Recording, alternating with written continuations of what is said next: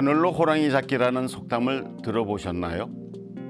온갖 권력을 다 가지고 있어 못하는 일이 없음을 비유적으로 이르는 말이라고 합니다. 생소한 속담이긴 합니다만 대통령과 국회의원이 누리는 특혜라는 오늘의 주제가 속담과 딱 맞는 것 같아 소개를 한번 해봤습니다. 작년 연말을 달군 정치권 이슈 중 하나는 대통령의 특별 사면 행사 여부였습니다. 지난 12월 말에 신년 특별 사면은 정치인 위주로 진행됐고 이명박 전 대통령과 김경수 전 경남지사가 그 대상이 됐죠. 정치인 사면의 취지는 국가 발전에 다시 공헌할 수 있는 기회를 부여하고 정치 발전과 국민 통합으로 나아가기 위함입니다.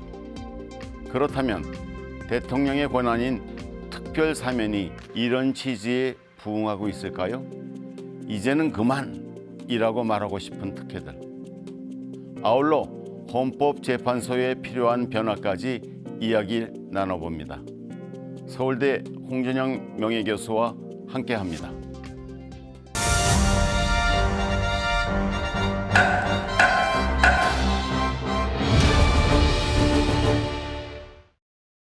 이제까지 몇 차례에 걸쳐서 권력기관의 개혁에 관한 이야기를 나누는데요. 아울러 대통령의 특별 사면권도 그 자의적 정략적 행사를 배제하기 위해서 제한할 필요가 있다고 생각합니다. 그래서 오늘은 대통령 특별 사면권에 대한 이야기부터 시작해 볼까 합니다.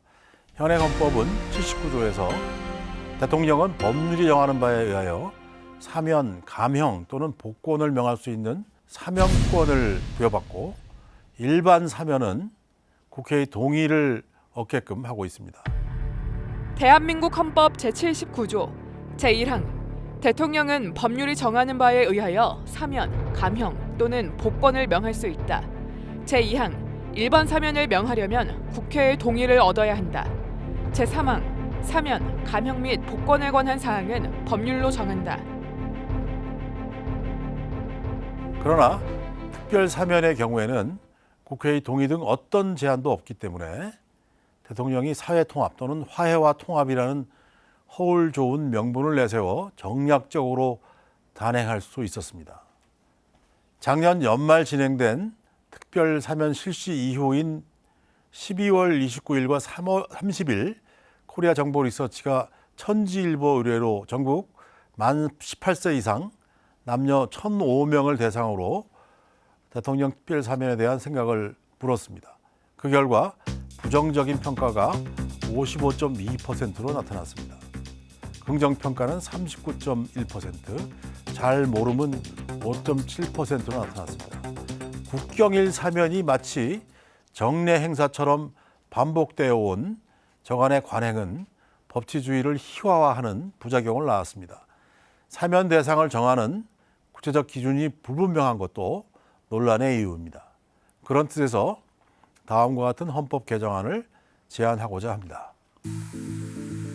헌법 개정 제안안 제79조 제2항 일반 사면을 명하려면 국회의 동의를 얻어야 한다. 특별 사면은 대통령의 취임 6개월 이내에 대법원 대법관 회의의 추천을 받아 대통령이 임명하는 9인의 위원으로 구성된 특별사면위원회의 심사를 거쳐야 한다. 또한 지금은 국민참여재판법에 따라 형사소송에서 국민참여재판을 허용하고 있는데 앞으로는 행정소송에서도 국민참여재판을 허용할 필요가 있다고 생각합니다. 대심제 등을 통해 국민에게 재판 참여 기회를 부여할 필요가 있다는 것은 지난 시간에 살펴본 바와 같이 사법개혁에서도 빼놓을 수 없는 과제 중 하나였습니다.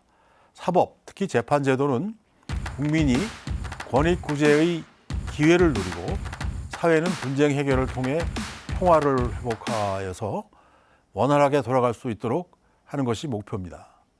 그러나 종종 재판이 시대 사회의 변화를 따라가지 못하고 국민의 눈높이에서 동떨어진 결론을 내려 오히려 불평과 불만을 초래하는 경우가 드물지 않았습니다. 그런 뜻에서 국민참여재판법에 따라 형사재판에서나마 배심제의 한 유형인 국민참여재판이 실시되고 있는 것은 만시지탄에 감이 있을 만큼 다행스러운 일이라고 생각합니다. 국민의 형사재판 참여제도의 도입은 국민 참여 확대라는 측면에서 나온 사법개혁의 성과로 2008년 도입 이래 신청 건수가 계속 증가하는 등 활성화 추세를 보이고 있습니다.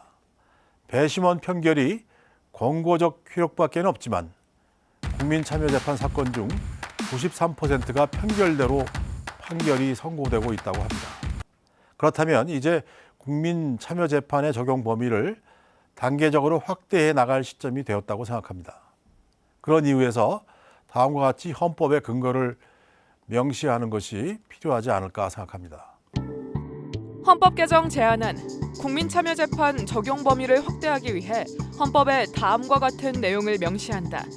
국가는 법률로 정하는 바에 따라 국민이 배심 또는 그 밖의 방법으로 재판에 참여할 기회를 누릴 수 있도록 하여야 한다.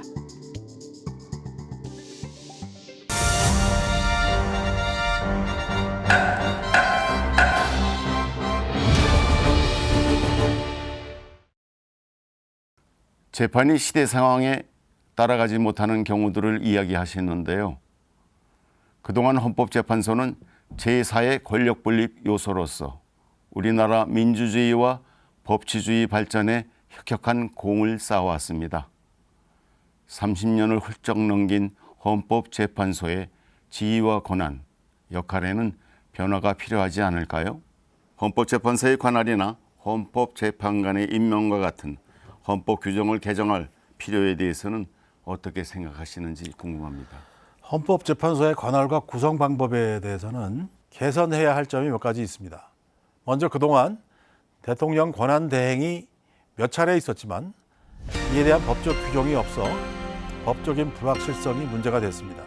따라서 헌법재판소의 관장사항에 대통령 권한 대행의 개시 또는 대통령의 직무수행 가능 여부에 대해 심판할 권한을 포함시킬 필요가 있습니다. 다음으로 법원의 재판도 일정한 조건 아래서는 헌법 소원의 대상으로 삼을 필요가 있습니다.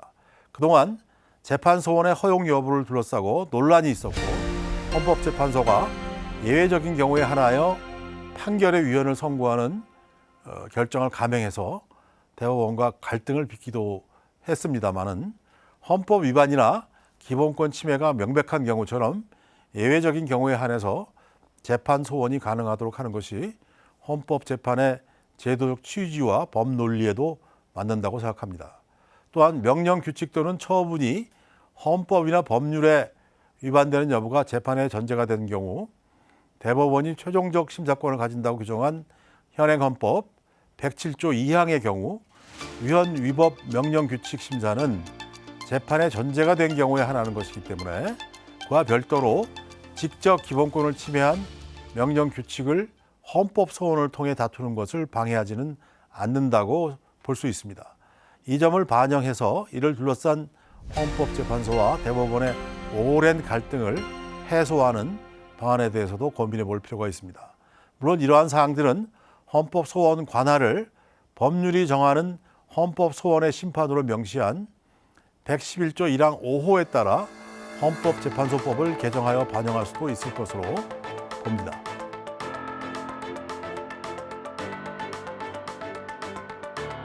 끝으로 헌법재판의 적실성과 다양성을 확보하기 위하여 법관 자격 없이 최고재판소 재판관으로 임명될 수 있도록 한 일본의 예처럼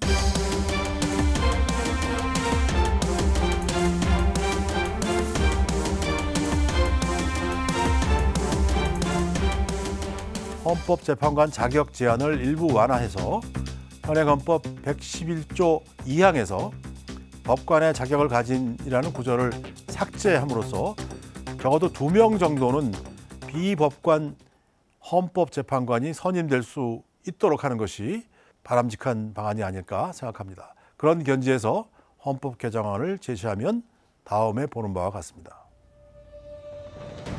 헌법 개정 제안안 제111조 제1항 제6호 대통령 권한대행의 개시 또는 대통령의 직무수행 가능 여부에 대한 심판 제7호 그 밖의 법률로 정하는 사항에 관한 심판 헌법 개정 제안안 제111조 제2항 헌법재판소는 대통령이 임명하는 9명의 재판관으로 구성한다.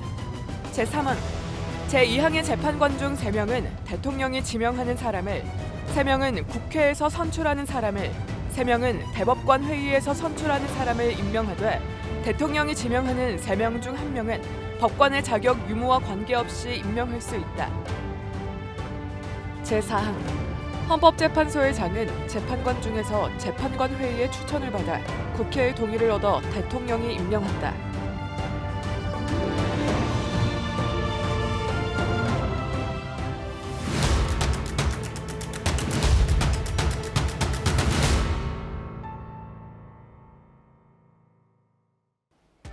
우리는 5회에 걸쳐 권력기관의 개혁에 대한 이야기를 나눴습니다.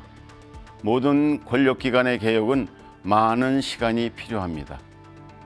모든 개혁의 뿌리에는 사람이 있기 때문에 민주주의가 발전할수록 국민의 직접 참여할 기회가 확대되면 확대될수록 권력기관 개혁은 더욱 빨라질 겁니다. 가장 중요한 것은 자유와 권리, 인권을 보장받기 위해 국민이 직접 나서야 한다는 것입니다. 그래야 모든 권력기관이 정권의 권력기관, 통치자의 권력기관이 아닌 국민의 권력기관으로 바뀌는 날이 보장됩니다. 요한 카스팔 라바터는 이렇게 말했습니다. 모든 것을 좋게만 보는 자도, 모든 것을 나쁘게만 보는 자도 믿지 말고 모든 것에 무관심한 자는 더더욱 믿지 마라. 헌법 개정에 대한 깊은 관심으로 지금까지 시청해 주신 여러분 고맙습니다.